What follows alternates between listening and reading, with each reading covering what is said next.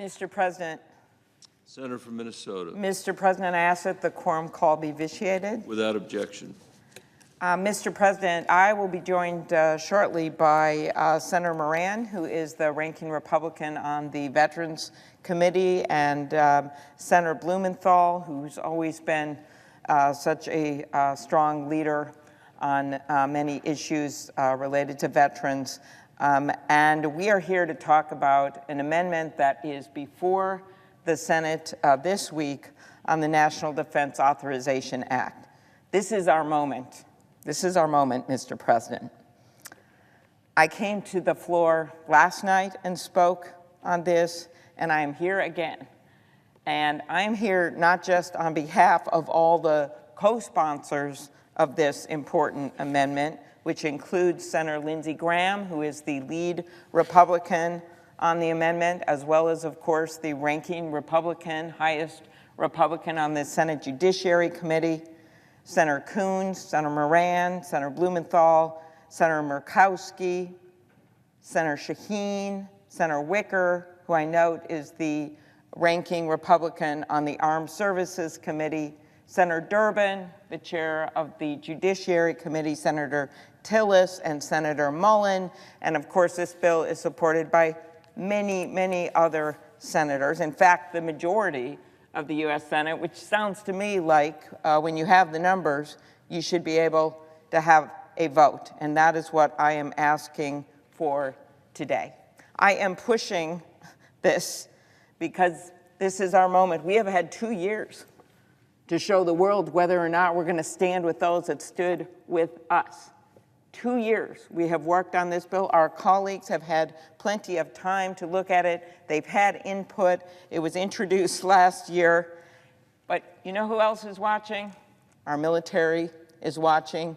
Every single one of the senators in this chamber have been approached by a member of our military, whether it's on Veterans Day, whether it's on Memorial Day, whether it's just walking down the street. Those that served in Afghanistan have come to us and said, hey, I wouldn't be here today if this guy hadn't stood with me on the battlefield, or if this interpreter hadn't helped me out, or if this guy had not put his family on the line to gather intelligence.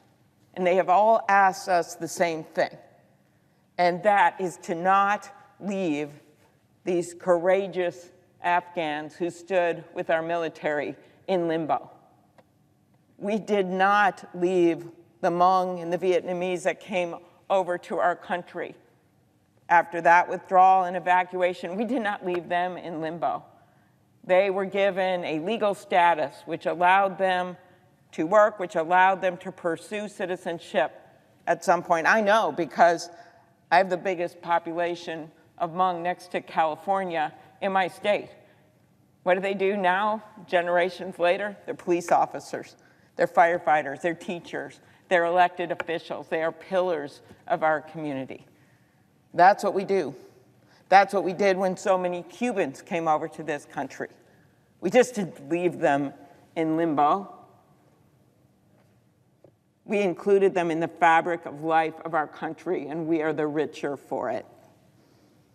But these Afghans, so many of them vouched for by the top leaders in our military, they took bullets for us, literally, and we must stand by them. The decision we make right now of whether we live up to the covenant we made to our Afghan allies is going to reverberate militarily and diplomatically for longer than any of us will serve in this body. Because the next time we're in a conflict and we ask people to serve and to put themselves at risk and put their families at risk, you think they're not going to hear that 80,000 people are in complete limbo if we don't do something about this?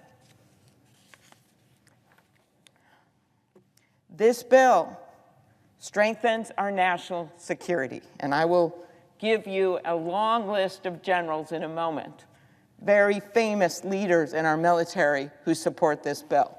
It does right by our Afghans who worked alongside our troops. And it shows the world that when the United States of America makes a promise, when we make a covenant, that we keep it. Nearly 80,000 Afghans who sought refuge in our country after that evacuation are in limbo. They are in our country. Let me repeat this. They are here now. So we can choose to have some order here and have a vetting process, which is why so many of my more conservative colleagues are supporting this bill, are on this bill, because right now that process isn't in place. So this will allow us to vet people and then create some order so that they have a provisional status in this country and they don't worry that they're going to be sent back to live under the rule of the Taliban, which certainly so many of them would be killed. Among them, brave translators, humanitarian workers, courageous members of the Afghan military who stood shoulder to shoulder with our troops. We were right to help these people come to the United States, and now it falls on us to uphold the covenant we made to them and help provide them with the stability and the security they need to rebuild their lives here. We may have disagreements, of course we do. Our country does, on Afghanistan. But those need to be put aside right now to talk about what we're going to do about the covenant that we made to these people. The Bipartisan Afghan Adjustment Act creates a more thorough system, as I noted, for our Afghan allies to apply for permanent legal status. It requires that applicants go through vetting that is just as vigorous as the vetting they would have gone through if they came to the United States as a refugee, a standard that 8 former Trump and George W. Bush administration national security officials have called the gold standard of vetting. Remember, there's no vetting right now. This is the way you get the vetting. Senator Graham and I worked closely with Senator Moran, others in this chamber, and the Department of Defense to make sure that the bill's vetting provisions met that gold standard. In addition, our legislation updates the Special Immigrant Visa Program, also known as SIV, to include groups that should never have been excluded from the program in the first place, including members of the female tactical teams of Afghanistan, who had our troops' backs as they pursued missions, hunting down ISIS combatants on unforgiving terrain and freeing prisoners from the grips of the Taliban. The entire purpose of the Special Immigration Visa Program is to provide permanent residency to those who have supported the United States abroad. And it's clear to anyone that looks at this that these brave women should qualify. The Afghan Adjustment Act is supported by a bipartisan group of senators, as I just noted, 11 co-sponsors, with many others that have pledged their support, many others, and has earned the backing of more than 60 organizations, including the Veterans of Foreign Wars, that's the VFW, the American Legion. This bill is a top priority for these 2 leading veterans groups. They have contacted literally every senator about the importance of passing this bill, and I hope people will listen. Who else is it supported by? Some of our nation's most revered military leaders, including Admiral Mike Mullen, William McRaven, James Stavridis, and Generals Richard Myers of the Air Force, Joseph Dunford from the Marine Corps, and Stan McChrystal from the Army. We could decide that the thoughts of these military leaders aren't important to us. We can decide, well, they must not know what they're doing. I think it's kind of the opposite, that maybe we should be listening to them when they tell us that this must happen. Here are some of the stories. Manaz, a commander of the Afghan National Army's female tactical platoon who worked closely with our military to facilitate conversations between our soldiers and the Afghan women they crossed paths with in the field. Ahmad, a pilot whose helicopter was shot down, not once, but twice. Yep, Ahmad, he's in legal limbo. Speaking of his work with our troops, he said, "In the face of danger, we were united. We were relentless. We were resilient.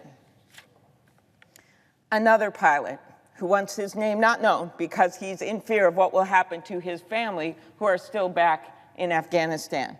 He spent 10 years helping American soldiers identify Taliban positions in the mountains of Afghanistan. He said his job was to, quote, capture the bad guys, like Al-Qaeda and Taliban.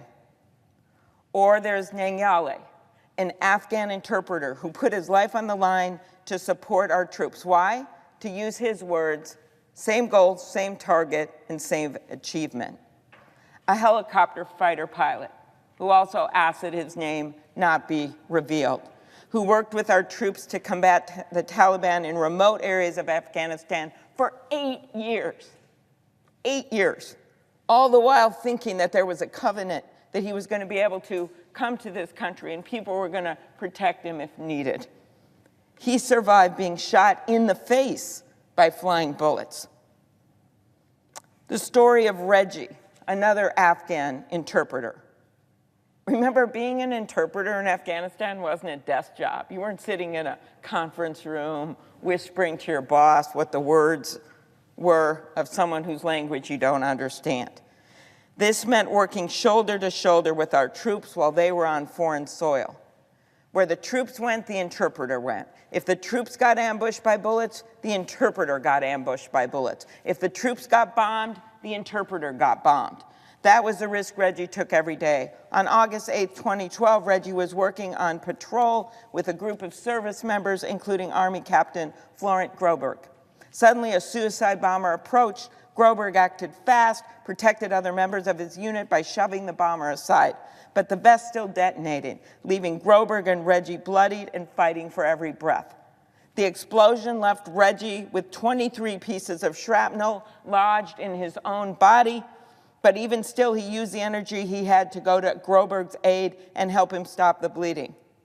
To this day, as a result of the attack, Reggie has problems with his left ear and can't control some of his body. That's what he sacrificed for our troop. That's the depth of his covenant. Reggie and Captain Groberg survived that attack, but tragically, several men did not. One of the men we lost that day was U.S. Air Force Major Walter David Gray. He left behind his kids and his wife, Heather. In August 2021, 9 years after the attack, Heather learned from an NPR reporter that Reggie was being targeted by the Taliban in Afghanistan. She wrote about that experience in an essay for the Dallas Morning News. These are her words. "Turmoil," she said, "is a good way to describe the emotions I felt when I listened to the radio interview. It was Reggie in Afghanistan describing his service as a linguist to our military and the danger his family was in if they didn't get out." She went on, "Reggie served with my husband, Major Walter David Gray, in the Air Force and was with him when David and 3 others were killed by suicide bombers in the Kunar province on August 8, 2012. After listening," she said, "I called my friend Captain Florent Groberg, who confirmed that the man we were hearing on the radio was our guy. Our guy." With that confirmation, my family spun into action, working with others both stateside and in Afghanistan to get Reggie, his wife, and their 4 young children through the gauntlet outside the airport and onto a military plane. It would be nearly November before Reggie's family was resettled in Fort Worth, where his brother lives. Heather's story continues. She wrote, "My family traveled 4 hours to Fort Worth to meet them. As we worked alongside each other assembling furniture, Reggie showed me scars from the battle that killed my husband. As he recounted stories of the many battles in which he fought alongside our service members, a car backfired outside and he instinctively lowered to the floor. A few days later, I brought my current husband and kids up to spend Thanksgiving with Reggie's family. Despite the language barrier and our different religions and cultures, we celebrated as one big family because that is what we are. Reggie is among the Afghan allies who needs Congress to pass the Afghan Adjustment Act." She added this, "Every time we see Reggie, he reminds my children that their father died a hero." This story of these Afghans has too many heroes to even keep track of. And it is our job now to stand to their level, to simply pass this amendment so they are put out of legal limbo. An amendment that is co-sponsored with conservative Republican senators, an amendment co-sponsored by the lead Republican on the Veterans Committee, on the Armed Services Committee, and on the Judiciary Committee. And I know my colleague Senator Moran is here and is ready to speak soon. And I welcome him here, and I also saw Senator Blumenthal. And I have more words when they have completed their remarks, including the important letters we have seen from the leading veterans group, the leading military generals, some of whose names I have read, including the support that we have gotten from those that served in Afghanistan in our own military. And I thank Senator Moran and his leadership on the PACT Act and so many other bills for being here. Senator from Kansas. Mr. President,